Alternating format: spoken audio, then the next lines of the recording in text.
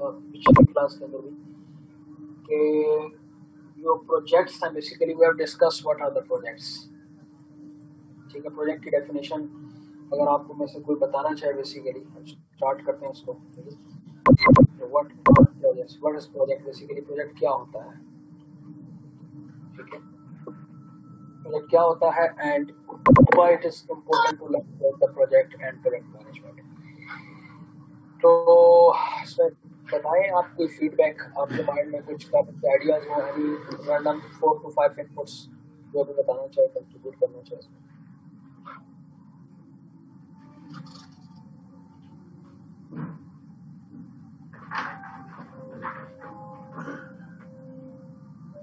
Sir वैसे तो पढ़ा नहीं है प्रोजेक्ट के बारे में, लेकिन ये है कि गैस करते हैं तो उसमें यह है कि प्रोजेक्ट जो है सर ये माइलस्टोन्स होते हैं। अगर कोई पार्टी आपको कोई माइलस्टोन देती है या कोई टास्क देती है और उसकी एक टाइम फ्रेम देती है, एक बजट देती है, तो उस सारी चीज को मैनेज करके उस सारे माइलस्टोन को अचीव करना जो है वो प्रोजेक्ट होगा। Sir, can I define in this way a sequence of tasks that must be completed to attain a certain outcomes? It's called project. Okay, इसके अलावा सर इसमें ये भी हो सकता है कि स्ट्रक्चर्ड प्रोसेस आपने बताया था, एक न्यू इनिशिएटिव भी हो सकता है और ऑब्जेक्टिव इसका ये होता है कि इसमें यूनिक डिलीवरेबल होता है सर जी। ओके गुड, इसको ना हमने थोड़ा सा इस तरह से करके करना है कि इस तरह से करके करना है कि चीज़ें जो है ना वो इस तरह से करके करना है कि चीज़ें समझ आए सबको। ठीक है, उसमें थोड़ी सी हम जो है ना वो बहुत ही इसमें करेंगे, मतलब स्ट्रेट फॉरवर्ड करेंगे इसको प्लेन वर्ड्स के अंदर।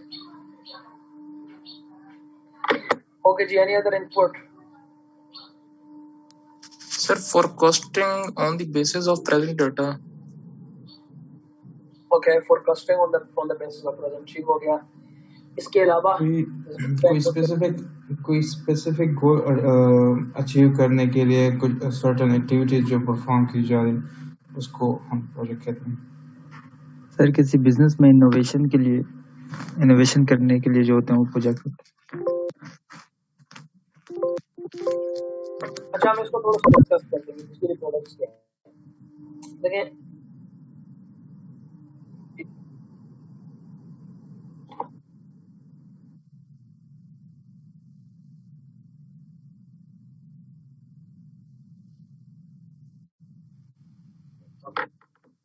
सर कोई सीरीज ऑफ सर कामों की सीरीज है जो हम एक स्पेसिफिक एक तरतीब से सर एक कंप्लीट करते हैं और उससे कोई स्पेसिफिक आउटकम हमें कोई चीज मिलती है, कोई रिजल्ट निकलता है सर।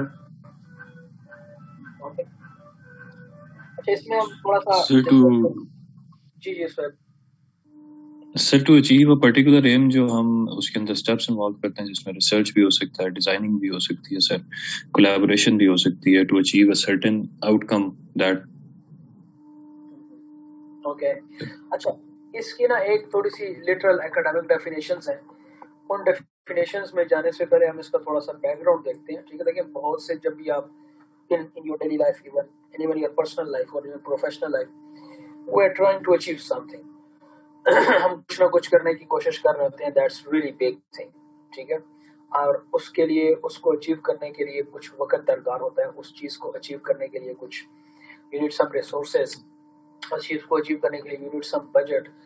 ठीक है, और इसको चीज़ को अचीव करने के लिए there are some different people जिनको आपने इसके अंदर जो है वो एंगेज करना है। ठीक है, तो कोई भी इस किस्म की जनरली अगर आप इसका प्रोजेक्ट्स का बैकग्राउंड बिल्ड करने की कोशिश करें कि कोई भी चीज़ जो आप you are trying to achieve, ठीक है, फ्रॉम द बिगिनिंग, तो उसको हम क्या कहेंगे कि दिस इज द प्रोजेक्ट। ठीक है, you want to achieve something, for example आप ये करना चाह रहे हैं कि with the next 5 years you are trying to start some business, या with the next 5 to 10 years you are interested to develop some construction, घर बनाना आप चाह रहे हैं विद इन 5 to 10 years।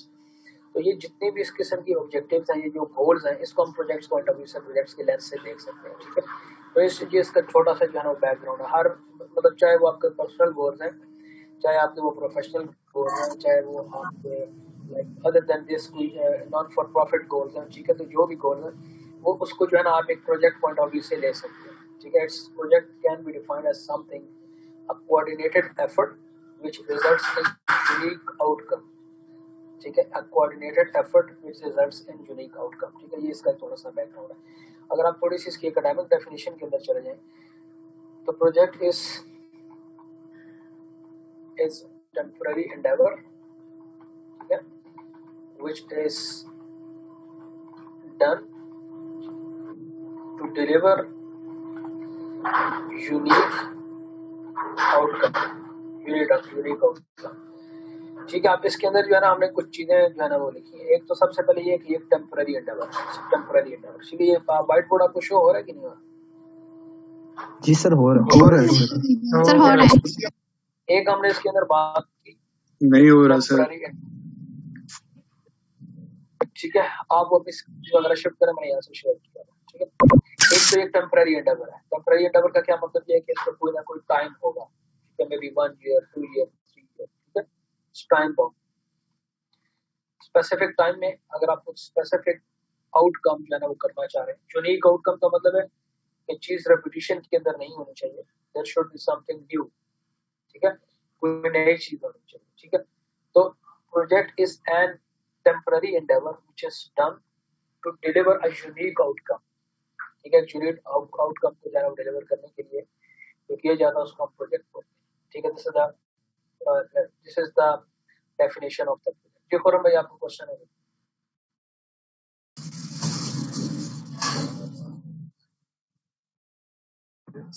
अस्सलाम वालेकुम सर नुमान। जी वालेकुम अस्सलाम सर, कैसे हैं आप? खैरियत से हैं? ठीक ठाक है सर? ये कोई आवाज बदली लग रही है खुरम साहब की। सर आपका गला खराब है खुरम की तरफ तो उसने कहा कि क्लास हो रही है, तो मैंने कहा सर से जरा सलाम जो करते हैं। सर कैसे हैं आप? खैरियत से? अवैस बात कर रहा हूँ सर। जी मैंने पहचान लिया। मैं सब कैसे हैं? खैरियत से हैं? ठीक ठाक है? अल्लाह का शुक्र सर, बिल्कुल ठीक ठाक हूँ। बस मैंने सलाम करना था आपसे। I am sorry to disturb you in the class. आप अपना सेशन लें, अपना ख्याल रखें sir. It's so good to hear you. मैंने अपना प्रोजेक्ट मैनेजमेंट आपसे पढ़ा हुआ है और उस प्रोजेक्ट मैनेजमेंट को अल्हम्दुलिल्लाह मैं एग्जीक्यूट करूँ बैरियर टाउन में भी।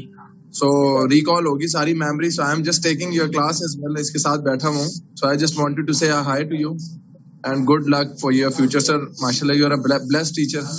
We are blessed to have God bless you sir. अपना साथ माशाल्लाह। ओके जी, तो हमारे पास जो है ये एक यूनिक डिलीवरेबल है इसका, ठीक है, जो कि यूनिक आउटकम जो है ना वो एक देगा, ठीक है। So this is what project is all about. Project is temporary endeavour which is done to deliver a unique outcome, ठीक है जी। अब इसमें दो चीजें जो है जो कि बहुत इंपॉर्टेंट है। आपको जब आप बिजनेस की डिफरेंट चीजों को देख रहे हो, ठीक है, तो आपको पता होना चाहिए कि प्रोजेक्ट्स क्या हैं और ऑपरेशंस क्या हैं। These are two different things, ठीक है। Project is all about doing something new which was not done before, ठीक है। इट प्रोड्यूसेस यूनिक आउटपुट और इसका एक स्पेसिफिक स्टार्ट और एक स्पेसिफिक जो है ना वो आउटपुट होता है, ठीक हो गया जी। अच्छा, फिर उसके बाद ये क्या है कि इसके अंदर एक तीसरी चीज आती है, project is done with in constraints, ठीक है। ऐसा नहीं होता कि आप कुछ भी आउटपुट डेवलप करना चाह रहे हैं, you want to develop something, तो उसमें हो ये कि whatever you want to develop आप उसको जो है ना वो डेवलप कर सकें, ठीक है। Of course there will be some constraints, ठीक है। कंस्ट्रेंट्स क्या होंगे? लिमिटिंग फैक्टर्स जिनका आपको जो है ना ख्याल रखना होगा, ठीक है। There will be some limiting factors, ठीक है। तो वी हैव यूनिक आउटकम्स और हमारे पास जो है ना कुछ उसके कंस्ट्रेंट्स होंगे, ठीक है। तो ये तीन चीजें मिल के आपका एक प्रोजेक्ट की डेफिनेशन बनती है कि एक टेम्पररी एंडेवर है, टेम्पररी एफर्ट है, कोऑर्डिनेटेड एफर्ट जो कि टाइम बाउंड है, जो कि रिजल्ट करती है एक यूनिक आउटपुट के अंदर, ठीक है, and with in the constraints, ठीक हो गया जी। तो दिस इज द प्रोजेक्ट। अब ये जो डेफिनेशन मैंने इसको बताई है, इसके ऊपर आपके क्वेश्चंस और फीडबैक चाहिए मुझे कि आप इसको जो है ना वो डिस्कस करें। अगर आपको कुछ समझ नहीं आ रही तो उसमें जो है ना वो बताएं, ठीक है। इसके ऊपर आपने जो है ना we have to do 5 to 10 minutes of discussion, ठीक है। फिर हम मजीद इसको आगे कांसेप्ट को आगे लेकर चलेंगे। सर इसको टेम्पररी एंडेवर क्यों कहेंगे सर? टेम्पररी एंडेवर इस तरह से है कि from the nature of the business we know कि हमें बहुत सी चीजें जो है ना वो टाइम बाउंड होती हैं, ठीक है। फॉर एग्जांपल अगर आप कंस्ट्रक्शन के अंदर हैं या आप आईटी के अंदर हैं, तो आपने कोई ना कोई एक प्रोडक्ट बना के उसको within a time launch करना है, तो आपके ऊपर एक प्रेशर है, you have some pressure on you, ठीक है, कि विद इन द टाइम आपने कुछ करना है। लेकिन प्रोजेक्ट्स जो है वो एक बंदा नहीं कर रहा होता, ये ऐसा नहीं है कि मैं जो है वो प्रोजेक्ट कर रहा हूँ। प्रोजेक्ट के अंदर बेसिकली हमारे पास जी सर, ट्रायंगल ऑफ थिंग, ठीक है, एक ट्रायंगल होती है, ठीक हो गया ठीक है, एक ट्रायंगल होती है, ठीक है। एक मिनट जी, मुझे मैसेजेस आ रहे हैं रिगार्डिंग द रिकॉर्डिंग, तो आप इसमें खुद रिकॉर्ड कर सकते हैं या नहीं कर सकते हैं? सर कर सकते हैं अगर आप अलाउ कर दें तो। Okay, so from where I have to allow you? Okay sir. आप सर अलाउ नहीं है। अलाउ नहीं है तो उसका option, like I am looking at the option. Okay sir. मैं यहाँ पे रिकॉर्ड कर दूंगा, मगर बात ये है कि मैंने आपको बताया था मेरी मैं इसको करता हूँ, देखता हूँ। जी सर आप अलाउ कर दें, मैं कर लेती हूँ।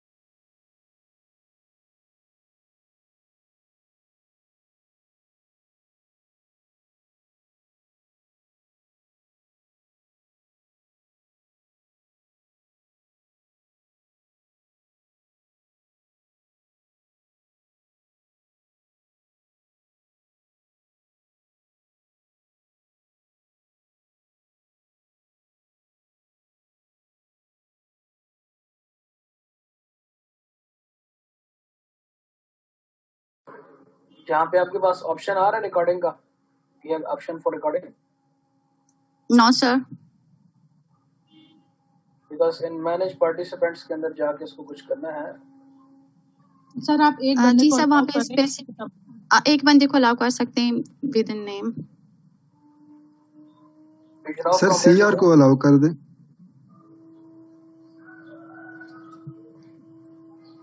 सर अगर ऑप्शन नजर नहीं आ रहा सर, मैं फिर रिकॉर्डिंग कर लूँ, इशू होगा सर उसे अपलोड करने का, क्योंकि काफी सारा टाइम हो जाता है। तो मैं आप उसको रिकॉर्डिंग कर लें, आप अगर कर सकते हैं तो उसकी आप रिकॉर्डिंग जी सर, मैं अपने तौर पर सर कर लेता हूँ, एक मिनट में उसके लिए करेंगे, आप उसको करें।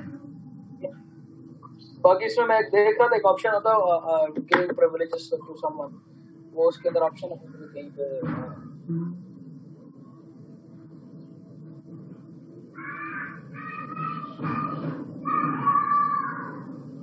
सर रिकॉर्डिंग तो हो रही है। अच्छा, आप रिकॉर्डिंग कर सकते हैं?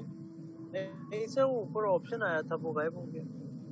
नहीं सर अभी रिकॉर्डिंग नहीं कर रहे हैं, वो वैसे आइकन जरूर बना हुआ है लेकिन वो रिकॉर्डिंग का नहीं है। सर नहीं अभी स्टार्ट हुई थी। होस्ट बना सर देना आप उनको, वो रिकॉर्डिंग ऑन नहीं करके होस्ट फिर की वो जरूरत नहीं होती, होस्ट बनाने की जरूरत नहीं होती सर, अलाउ कर दें। रिकॉर्डिंग मैंने शुरू कर दिया, मैं आप लोगों को भिजवा दूंगा सर, प्लीज। जी सर। ओके जी, ओके जी। So we were discussing question था सुहेब साहब का कि like why it is time bound, ठीक है, ये टाइम बाउंड क्यों है, ठीक है। आप देखेंगे प्रोजेक्ट जो है वो एक इंडिविजुअल की जो है ना एंडेवर नहीं है। There are 3 main stakeholders in the projects, ठीक है, 3 मेन स्टेक होल्डर्स, ठीक है। हमारे पास सबसे पहले जो स्टेक होल्डर होता है वो होता है क्लाइंट, होता है जिसके लिए प्रोजेक्ट किया जा रहा होता है, client for home project is being delivered, ठीक है, client for whom project is being delivered. Then secondly, we have a contractor who is doing the project, who is building the project. Okay? And then thirdly, we have the consultant.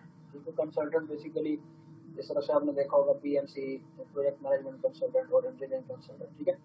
So we have these three stakeholders in this. These are the three main stakeholders in a triangle. जो कि जहाँ पे भी projects हो रहे होंगे आपको ये तीन चीजें ध्यान नजर आएंगी. ठीक है, तो अब क्लाइंट अवार्ड करता है टू डू सम प्रोजेक्ट. ठीक है, और कॉन्ट्रैक्टर को टाइम के अंदर उसको जो है ना वो डिलीवर करना होता है. It's nature of the project. किस चीज में टाइम कौन होता है. ठीक है, क्लाइंट कौन होता है बेसिकली, जिसके लिए प्रोजेक्ट बनाया जा रहा है, for whom project is being done, जिसकी प्रोडक्ट डेवलप की जा रही है, जिसके लिए प्रोजेक्ट किया जा रहा है. Contractor is a company or entity which is responsible for doing the project, and consultant is someone who supervise the projects. ठीक है ना, प्रोजेक्ट की प्लानिंग मॉनिटरिंग के अंदर उसकी सुपरविजन करता है कॉन्ट्रैक्टर की फ्रॉम द क्लाइंट्स पर्सपेक्टिव.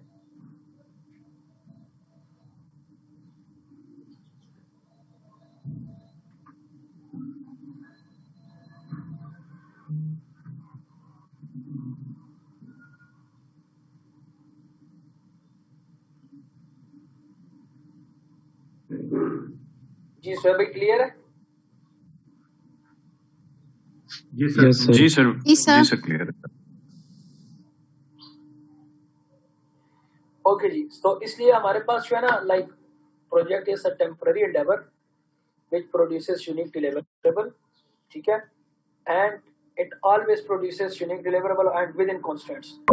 अब प्रोजेक्ट के कॉन्स्टेंट्स क्या है? ठीक है, what are the project management constants? जो मैंने यहाँ पे लिखे हैं constants. What can be the project management constants? Constants क्या हो सकते हैं प्रोजेक्ट के? सर टाइम हो सकता है, बजट हो सकता है.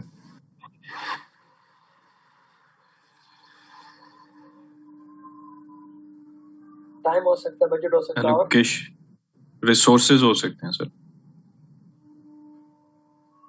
अच्छा, और इसके अलावा मैकेनिज्म सर हो सकता है. क्या हो सकता है? मैकेनिज्म सर के उसको जो मैकेनिज्म कैसे होगा कांस्टेंट? मतलब कांस्टेंट की डेफिनेशन क्या होगी सबसे पहले? मतलब जो हम लिमिट्स सर, जो भी चीज हम विद इन द लिमिट्स चाहते हैं कर सकते हैं. लिमिटेशंस है सर. जो sir customer satisfaction, I guess customer satisfaction. Law भी हो सकता है सर. लॉ हो सकता है. ओके, ठीक है. Time value of money sir. Time value of money to some extent in a long term, लंबे प्रोजेक्ट्स जो कि 7-8 साल के ऊपर हैं उनके ऊपर हो सकता है. ठीक है सर, इसमें ये आ सकता है anything that distract and dedicate the actions of the project team within a इसको अगर आप कांस्टेंट. जनरली डिफाइन करने की कोशिश कर रहे हैं ना, तो जनरली इसको बोलेंगे limiting factors. Any factor which limits the team's options. ठीक है, any factor, any project management factor which limits the team's options. Sir इसमें cost, scope, quality, customer certification, risk, resources, time, ये सारी चीजें.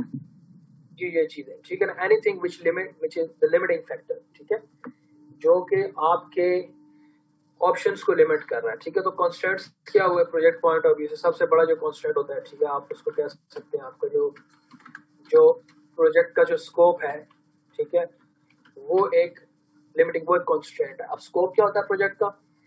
प्रोजेक्ट करने के लिए जो आप वर्क करते हैं, जो बेसिकली आप काम करते हैं, एक्टिविटीज करते हैं, you do different work, different activities, that is not a scope. इसी तरह से आपका जो एक और लिमिटिंग फैक्टर हो सकता है, जो कंस्ट्रेंट हो सकता है, that is known as time. ठीक है, क्योंकि आपने किसी खास टाइम के अंदर जो है ना वो प्रोजेक्ट को डिलीवर करना है. Let's suppose with in 2 years. ठीक है, जैसे कि ये कि this was also in the definition of project itself. And then thirdly we have cost. ठीक है जी, राइट हो गया? Yes sir. जी sir. Yes sir. Now let's suppose आपका प्रोजेक्ट 1 million का प्रोजेक्ट है. ठीक है,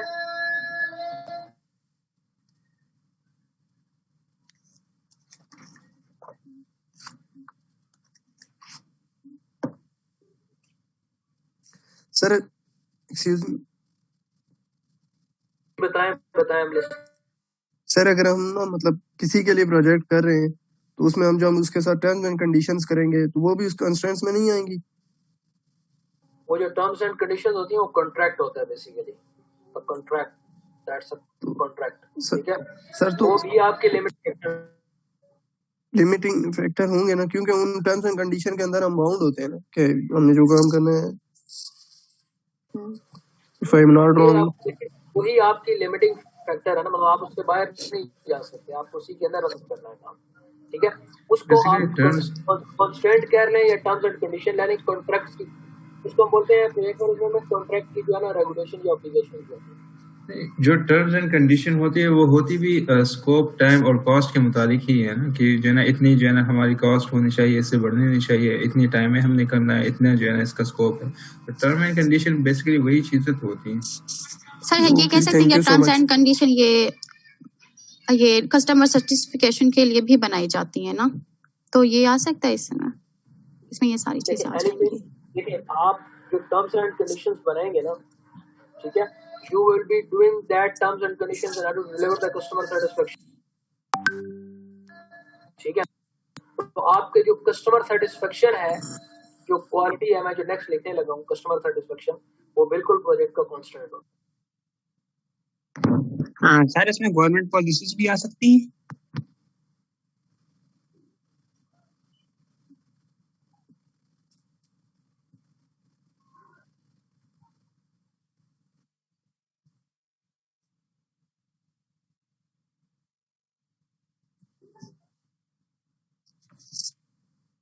जी, quality adherence to customer requirements, ठीक है, मतलब जो आप कस्टमर की रिक्वायरमेंट्स है उसी के मुताबिक जो है ना आप उसको प्रोजेक्ट को डिलीवर करें।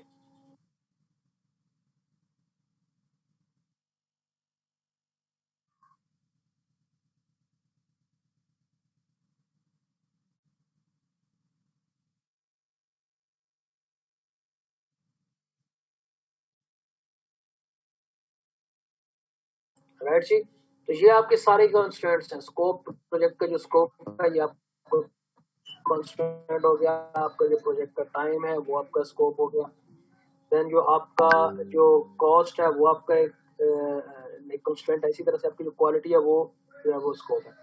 क्वालिटी को हम किस तरह से देखते हैं?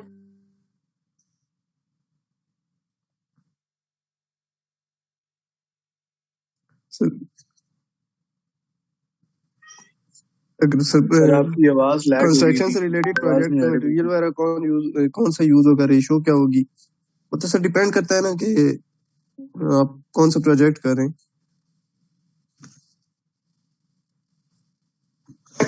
आप कोई भी करें ना, जो भी प्रोजेक्ट करें, हर प्रोजेक्ट के कॉन्स्टेंट्स होंगे, हर ये चीज जो हम चीजें पढ़ रहे हैं ना, ये चाहे कोई भी प्रोजेक्ट है, चाहे कंस्ट्रक्शन का, चाहे आईटी का, चाहे बिजनेस डेवलपमेंट का, जो भी प्रोजेक्ट है, चाहे वो event management, whatever is that, ठीक है, तो उसमें जो है ना ये चीजें आएंगी।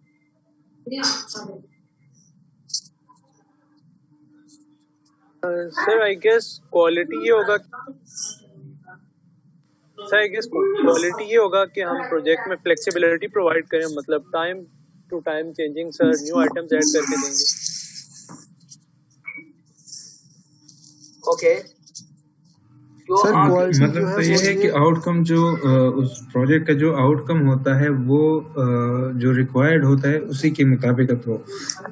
अगर ये कस्टमर प्रोजेक्ट है तो कस्टमर्स की नीड्स जो है ना हम उसमें देखेंगे कि उनकी रिक्वायरमेंट्स क्या है, उसके मुताबिक जो है ना हमारा जो प्रोडक्ट होगा या आउटकम होगा वो उसी के मुताबिक होनी चाहिए।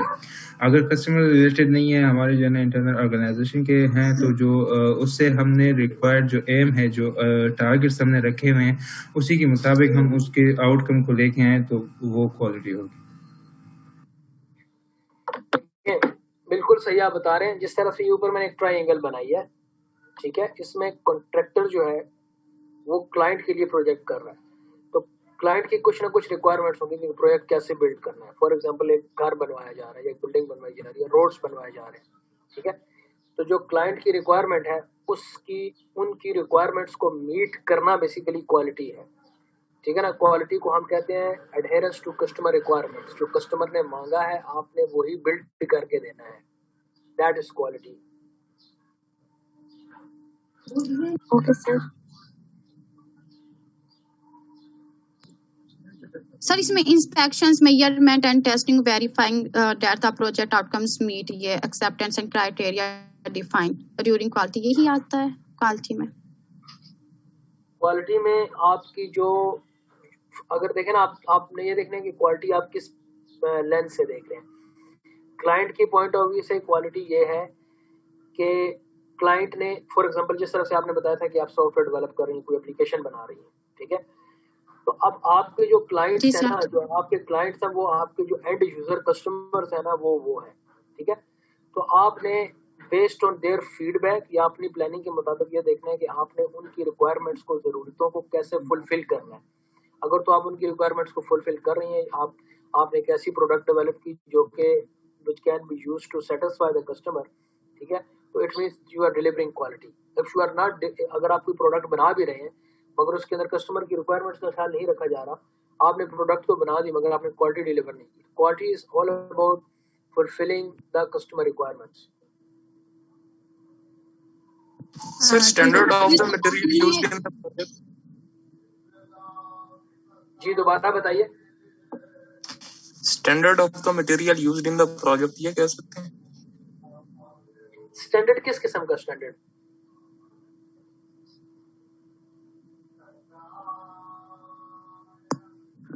थोड़ा सा अगर मैं इसको सिंप्लीफाई करूं सर, तो इस क्वालिटी को हम शायद इस तरह एक्सप्लेन बेहतर कर सकेंगे कि हर project has a different nature. Maybe it's construction, maybe it is some automobile, maybe it's some other thing, लेकिन जब तक जो कस्टमर की एक रिक्वायरमेंट होती है एज ए क्लाइंट, वो जो कॉन्ट्रैक्टर को देता है या कंसल्टेंट को देता है, जब तक उसकी आउटकम उसकी अपने डिजायर्ड आउटकम के बराबर नहीं होती, उस वक्त तक वो क्वालिटी इंश्योरेंस नहीं हो सकती। हम अब बिल्कुल आप सही कह रहे हैं, मगर अभी ना फॉर द टाइम बीइंग मैं सिर्फ और सिर्फ जनरली क्वालिटी को डिफाइन कर रहा हूँ। I am not getting into the quality assurance and quality control, ठीक है। इसकी quality is the best optimum चीज जो क्लाइंट को चाहिए होती है sir, that is quality. Sir अगर हम इस, आप बोल रहे भाई जी कर रहे हैं सर, जहाँ तक क्वालिटी मुझे समझ आ रही है, आप कह रहे हैं providing an extra work to our client, मतलब कि एक तो क्वालिटी वर्क प्रोवाइड करना प्लस एडिशनली उसे थोड़ा सा फालतू काम करके देना। नहीं, ये जो आप एक्स्ट्रा वर्क की बात कर रहे हैं ना, इसको प्रोजेक्ट मैनेजमेंट में गोल्ड प्लेटिंग बोलते हैं, ठीक है। It's not the quality. Quality वही है जो आपसे कस्टमर ने, जो आपने कस्टमर से रिक्वायरमेंट्स ली कि भाई हमें प्रोजेक्ट के अंदर ये चीज़ें चाहिए। फॉर एग्जांपल आप कंस्ट्रक्शन की बात करें, घर की बात करें, तो आपने एक जो है ना रिक्वायरमेंट्स सारी डॉक्यूमेंट की नक्शे के ऊपर, ठीक है, कि इस तरह से होनी चाहिए, यहाँ पे इतनी स्पेस होनी चाहिए, ये मटेरियल यूज होना चाहिए, ठीक है। तो जो आपके क्लाइंट की रिक्वायरमेंट्स हैं उनको अगर आपने मीट किया तो it means you delivered quality. अगर आप ओवर एंड अबव जा रहे हैं तो वो क्वालिटी नहीं है, that's gold plating. You have to just meet the requirements, bare minimum requirements which are requested by the customer। क्योंकि अगर आप ओवर एंड अबव देंगे तो उसमें ये है कि उसमें ऑफ कोर्स आप you have to work extra, और उसके लिए जो है ना client won't be paying you back, ठीक है। तो इसको it is the good thing, मगर project management point of view से इसको गोल्ड प्लेटिंग बोलते हैं, like you are doing more than what you are asked for. Okay sir, आपने जो अभी इसमें कॉस्ट का लिखा है, क्या प्रोजेक्ट में जो प्रोडक्शन या लाइक जो भी प्रोजेक्ट है उसकी फिक्स प्राइस का कर रहे हैं, या इसमें जो अर्निंग या लॉस या प्रॉफिट होगा वो भी साथ में शामिल है? देखिए ये जो प्रोजेक्ट है ना, बेसिकली ये प्रॉफिट एंड लॉस ऐसा जिस तरह से नहीं है, ये बेसिकली वो कॉस्ट है जो कॉस्ट आपको चाहिए in order to deliver the project, ठीक है। प्रोजेक्ट मैनेजमेंट के ऊपर एक लेयर होती है एक और, जो कि प्योर मैनेजमेंट की लेयर होती है, ठीक है। मैनेजमेंट उसमें रिटर्न ऑन इन्वेस्टमेंट, जो बेनिफिट और वो जो चीज़ें जो है ना वो देख रही होती है, ठीक है, कि जी इस प्रोजेक्ट के ऊपर कितना हमें फायदा हुआ, कितना नुकसान होगा, या कितने के अंदर हमने जो है उसको कंप्लीट करना है। ये जो बजट है ये सिर्फ और सिर्फ एग्जीक्यूट प्लानिंग और एग्जीक्यूशन और क्वालिटी का बजट है कि प्रोजेक्ट को बिल्ड करने के लिए कितनी कॉस्ट हमें चाहिए। इसके अंदर benefit analysis, cost benefit analysis, net present value, IRR जो आप मार्केट्स में पढ़ते हैं फाइनेंस में, अकाउंट्स में, वो ऑलरेडी एनालिसिस पहले हो चुका है। It is just execution phase. Okay sir, thank you sir.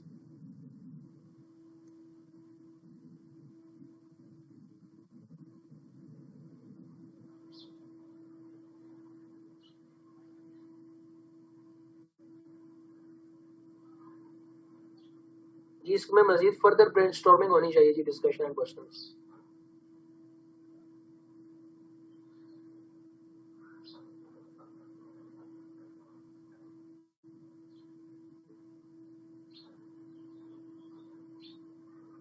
Sir आपने सिंपलीफाई इतना कर दिया, फर्दर क्वेश्चन बनते ही नहीं। हाँ सर समझ आ गई एक्चुअली में इजी से। जी मजीद फर्दर क्वेश्चंस में देखें।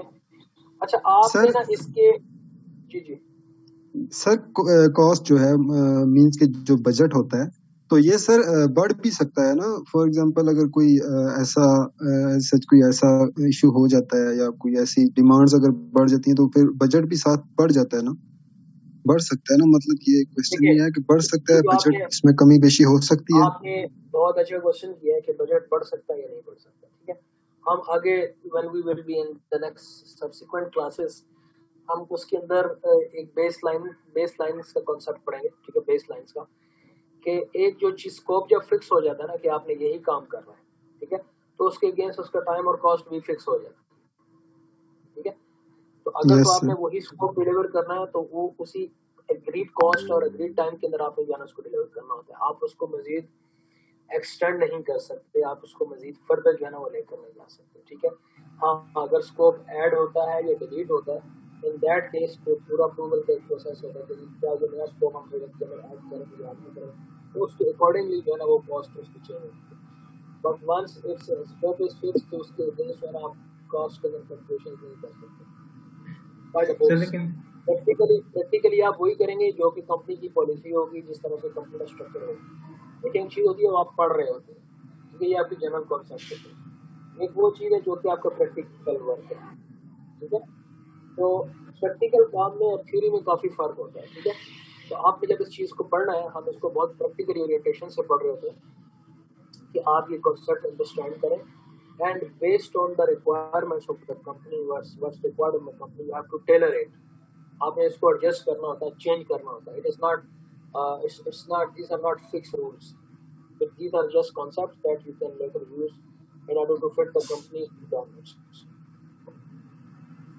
क्योंकि उसमें सर ये भी इशू है कि कॉस्ट की जो फोरकास्टिंग है वो अगर शॉर्टर पीरियड के लिए है तो वो तो फिर भी फिजिबल है कि जो है ना बंदा सही कर ले, लेकिन अगर लॉन्ग टर्म है तो उसमें ये है कि कॉस्ट फ्लक्चुएट हो सकती है। अगर हमारी जो एस्टिमेटेड अमाउंट्स है उसमें फ्लक्चुएशन आ सकती है, इन्फ्लेशन रेट चेंज होगा, मुल्की हालात या जो है ना दूसरी जो फैक्टर्स हैं उसकी वजह से जो है ना उसमें काफ़ी चेंज आ सकता है। तो इसलिए हमें जो है ना उसकी एक दरमियान में सेफ्टी के लिए कुछ ना कुछ जो है ना ओवर एंड अबाव अमाउंट भी रखनी जो है ना चाहिए। देखिए आपकी जो बात कर रहे हैं वो बिल्कुल ऐसे ही होता है, मतलब उसको जो है ना दो तरह से डील करते हैं। ठीक है, बजट के अंदर जो है ना फ्लेक्सिबिलिटी रखते हैं, keep flexibility in the budget. ठीक है, इतनी फ्लेक्सिबिलिटी रखते हैं कि जो अनफोर्सीन चीज़ें उनको जो है ना हम टैकल कर सकें। सेकेंडली जो आप ये बता रहे हैं कि लाइक